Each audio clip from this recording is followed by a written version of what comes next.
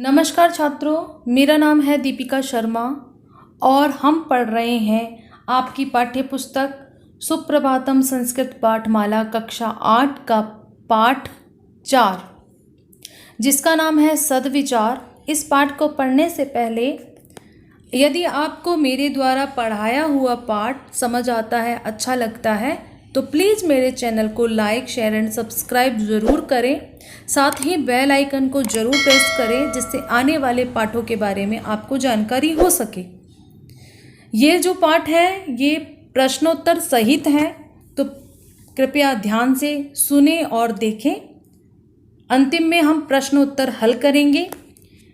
आइए पाठ पढ़ते हैं।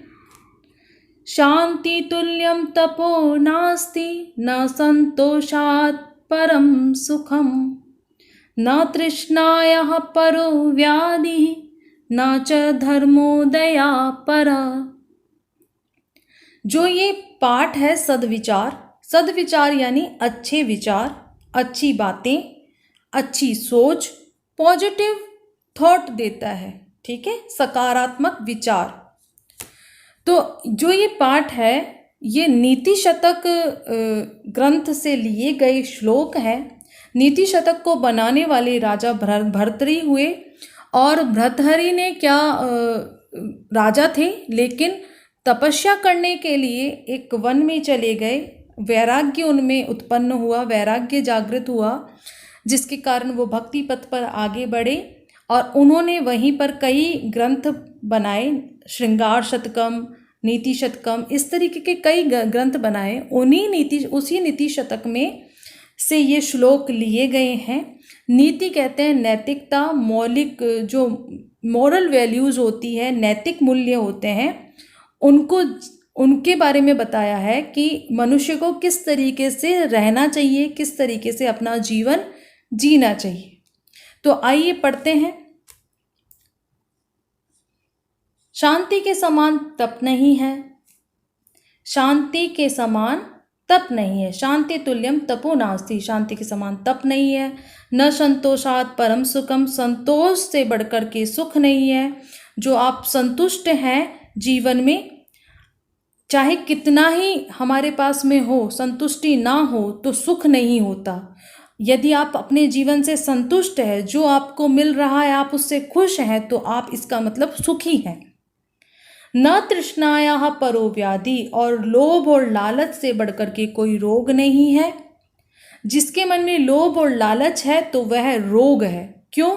क्योंकि लोभ और लालच में आकर के हम कई ऐसे कर्म कर जाते हैं जो कि हमें नहीं करने चाहिए। न च धर्मो दया परः, और धर्म जो है वो क्या है? दया से बढ़कर के कोई धर्म नहीं है। क्यों? क्योंकि अगर आप कितने ही धार्मिक हैं और आपके मन में किसी जीव के प्रति दया नहीं है, मनुष्य के प्रति दया नहीं है, आपके अंदर मनुष्यत्व नहीं है, इंसानियत नहीं है, तो फिर इसका मतलब धर्म का कोई अर्थ ही नहीं है आपके जीवन में। तो हमें क्या करना चाहिए? हमें दया है तो आप ये समझिए, हम में दया है तो धर्म है, वही धर्म है। आगे बढ़ते हैं। आपने समझ लिया होगा कि शांति के समान तप नहीं है, संतोष से बढ़कर के सुख नहीं है, लोभ से बढ़कर के कोई रोग नहीं है, और धर्म से बढ़कर, दया से बढ़कर के कोई धर्म नहीं है।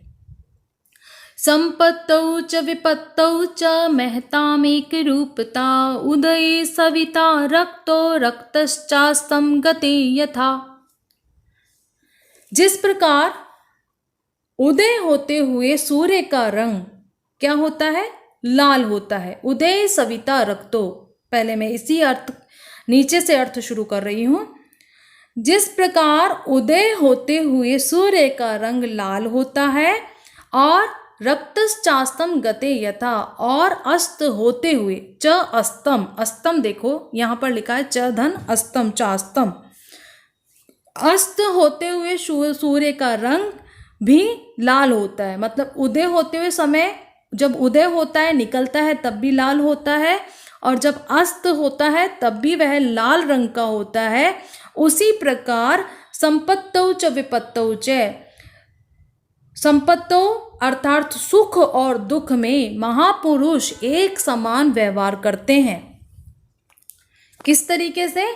सुख और दुख में महापुरुष किस प्रकार व्यवहार करते हैं? तो सुख और दुख में महापुरुष एक समान व्यवहार करते हैं। जिस प्रकार सूर्य उदय होते हुए समय लाल होता है, उसी प्रकार अस्त होते समय भी लाल रंग का होता है।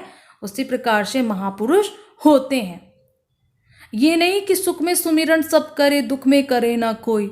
तो जो कहने का मतलब ये है कि आप हमें सुख में ज़्यादा आनंदित नहीं होना चाहिए और दुख में ज़्यादा घबराना नहीं चाहिए। हमें किस तरीके से एक समान चलना चाहिए। क्यों? क्योंकि आपको ये ध्यान में रखना है कि आज आपके पास में सुख है तो पहले आपने विपत्ति उठाई होगी, तभी आपके पास में सुख आया होगा। और आप आज सुख है तो जरूरी नहीं है कि कल आपके पास में कोई समस्या नहीं होगी। तो ये सब एक पहिए की भांति घूमता रहता है, कभी सुख तो कभी दुख। लेकिन आपको अपने जीवन में व्यवहार को बनाए रखना चाहिए, एक समान व्यवहार रखना चाहिए। आगे बढ़ते हैं। शोको नाश्यते धैर्यं, शोको नाश्यते श्रुतम्, शोको नाश्यते सर्वं, नास्ति शोक समो रिपु। शोको नाश्यते धैर्यं, जो दुख है वो धैर्य को नष्ट कर देता है। दुख ज्ञान को नष्ट कर देता है। दुख सब कुछ नष्ट कर देता है। नास्ति शोक समो रिपु, शोक के समान, दुख के समान कोई शत्रु नहीं है। तो अपने दुश्मन जो कि अपने भीतर होता है, कैसे? हमने कोई भी चिंता कर ली, कोई दुख हो गया और दुख के बाद में क्या हुआ? तो सबसे पहले हमारा धैर्य टूट जाएगा। धैर्य अर्थात मनोबल टूट जाएगा। उसके बाद में हमें सोचने समझने की शक्ति नहीं रहेगी।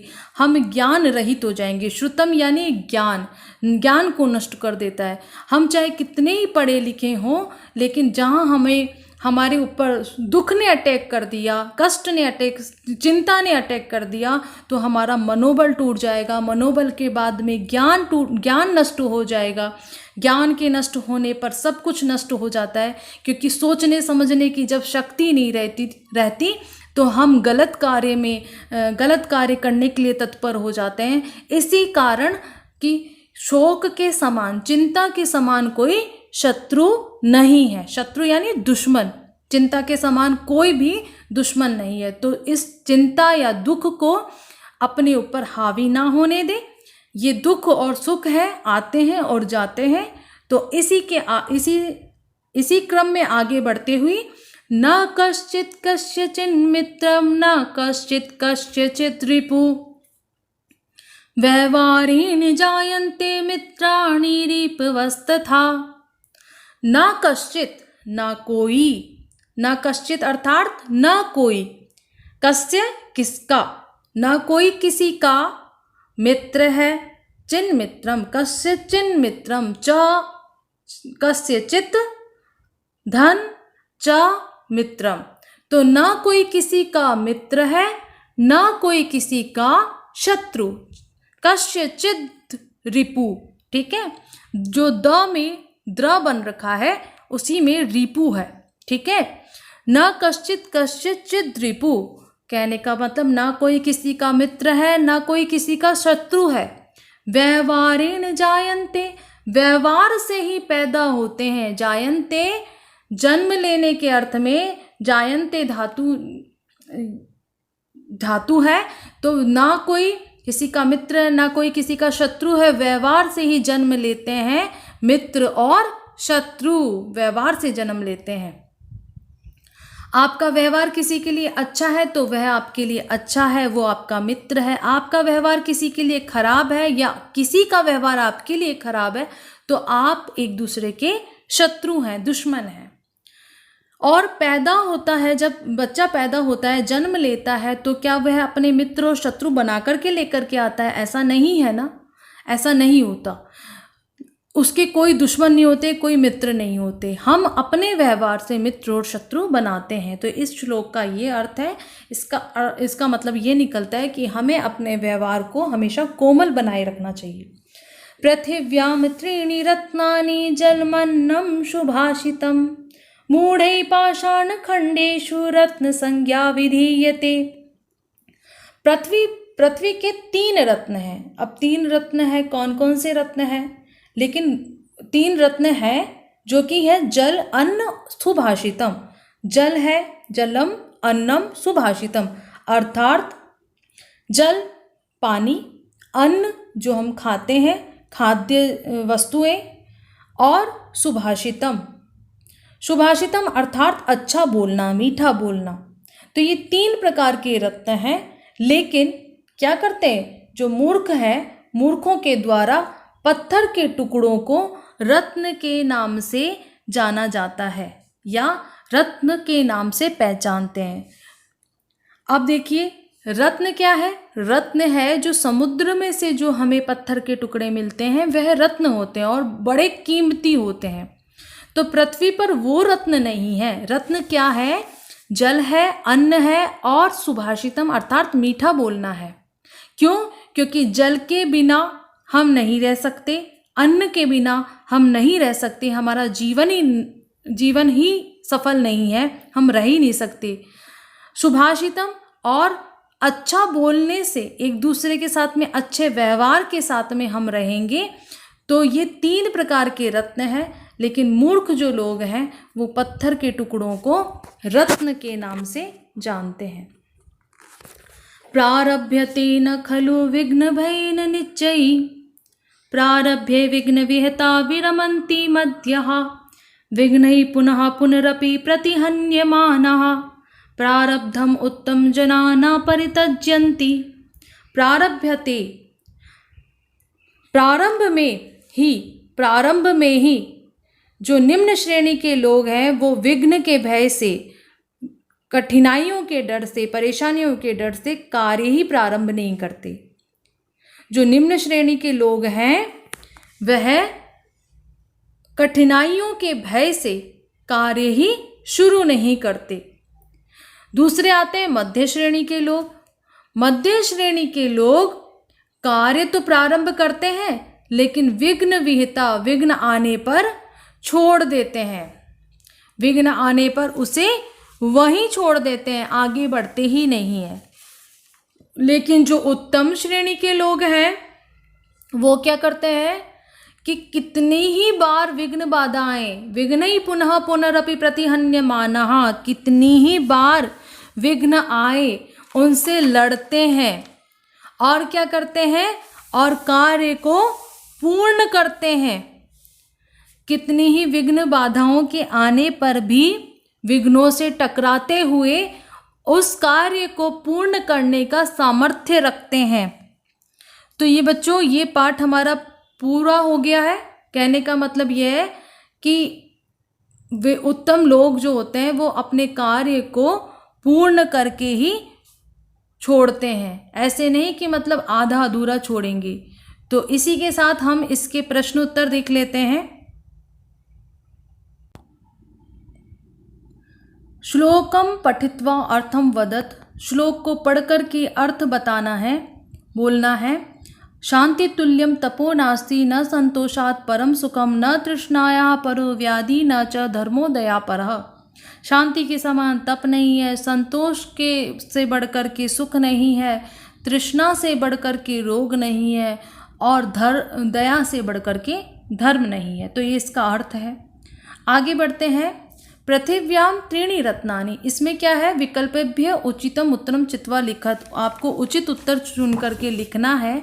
इसमें प्रश्न निर्माण करना है आपको।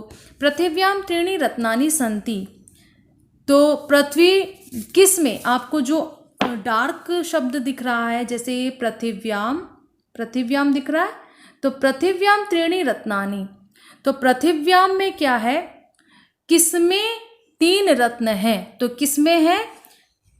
किसमें है, कश्याम, आप लिखेंगे इसमें कश्याम त्रीणि रत्नानि। तो पृथ्वी पर 3 रत्न हैं। कश्याम का मतलब होता है किसमें। के नहीं आएगा।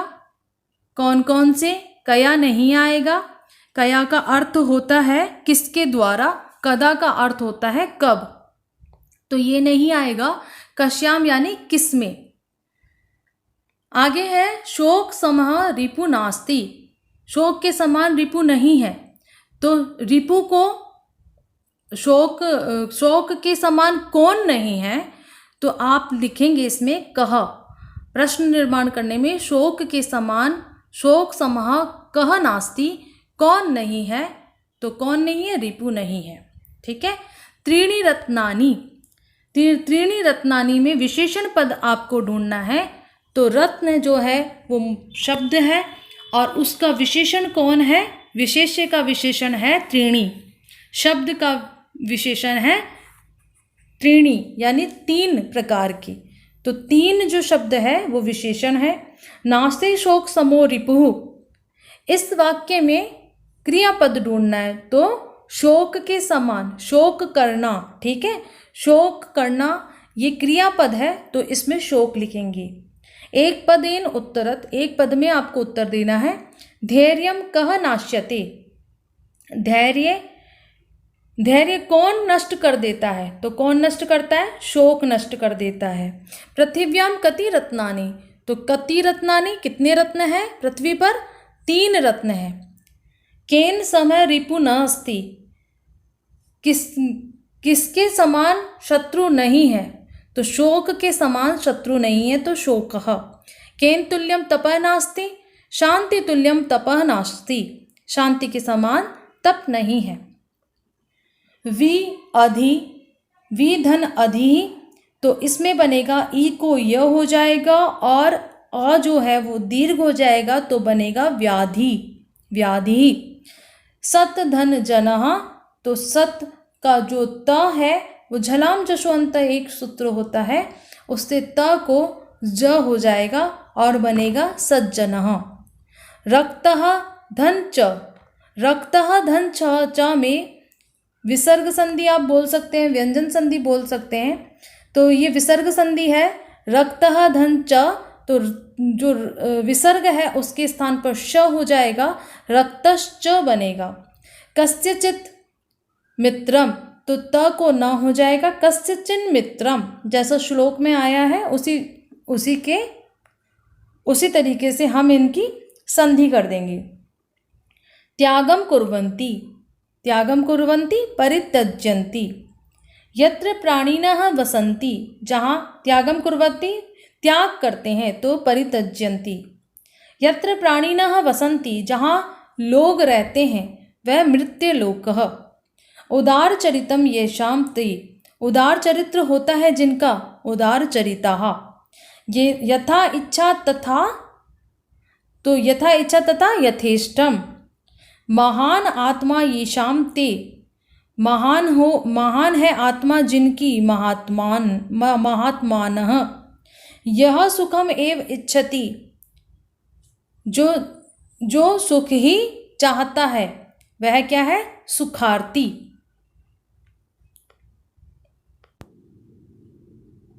संशोधन करके लिखना है, वाक्यों को शुद्ध करना है। वृक्षे द्वौ फल स्तः, इसमें शुद्ध रूप जो होगा, वृक्ष में 2 फल हैं, वृक्ष पर 2 फल हैं या वृक्ष में 2 फल हैं, एक ही बात है, अधिकरण है। तो वृक्षे 2 फले स्तः, तो इसमें होगा वृक्षे द्वे फले स्तः। क्यों? क्योंकि द्विवचन, स्त्रीलिंग द्विवचन में द्वय रूप बनता है। ठीक है, स्त्रीलिंग के द्विवचन में जो प्रथमा विभक्ति है उसमें द्वे रूप बनता है, तो वृक्षे द्वे फले स्तः। द्वे बालिके धावन्ति, द्वे बालिके धावतः, धावन्ति नहीं होगा क्योंकि बहुवचन में जाता है वो, हमने धावतः करना है क्योंकि द्विवचन है, 2 बालिकाएं हैं। शोक समः रिपुवः नास्ति, शोक के समान रिपु नहीं है, तो इसमें रिपवः नहीं होगा, इसमें रिपुः होगा, रिपु नहीं है। पृथिव्याम त्रीणि रत्नानि, पृथिव्याम इसका अर्थ होगा पृथ्वी पर 3 रत्न हैं, तो पृथिव्याम त्रीणि रत्नानि सन्ति, क्यों? अस्ति स्त संति बहुवचन है, तीन रत्न है, दो नहीं है। दो होते तो स्तः आ जाता, अस्ति एक होता तो अस्ति। अभी कितने हैं? तीन है, बहुवचन है तो संति आएगा। आगे बढ़ते हैं। प्रारब्धम उत्तम जनाः न परित्यजन्ति न कश्चित कश्चित चिन्मित्रम। ये आप श्लोक में से कर सकते हैं। नास्ति शोक समो रिपुः, शोक के समान शत्रु नहीं है। उदय सविता रक्तो रक्तश्चा गते यथा, उदय होते हुए, सविता कहते हैं सूर्य को, उदय होते हुए सूर्य रक्त वर्ण का होता है, लाल रंग का होता है, और अस्त होते हुए भी लाल रंग का होता है। शांति तुल्यम तपो नास्ति, शांति के समान तप शांति के समान तप नहीं है। इसमें आपको उचित उत्तर चुन करके बताना है मानव का शत्रु कौन है। कौन है मानव का शत्रु? शोक है।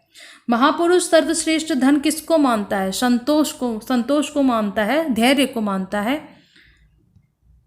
इसमें आपको इसी क्रोध के जैसे वाक्य निर्माण करना है, जैसे क्रोधः सुखम नाश्यते, तो क्रोध सुख को नष्ट कर देता है। क्रोधः धर्मम नाश्यते, क्रोधम ज्ञानम नाश्यते, क्रोधम सुखम नाश्यते, क्रोधः शांतिम नाश्यते, क्रोधः आनंदम नाश्यते, क्रोधः मित्रताम नाश्यते।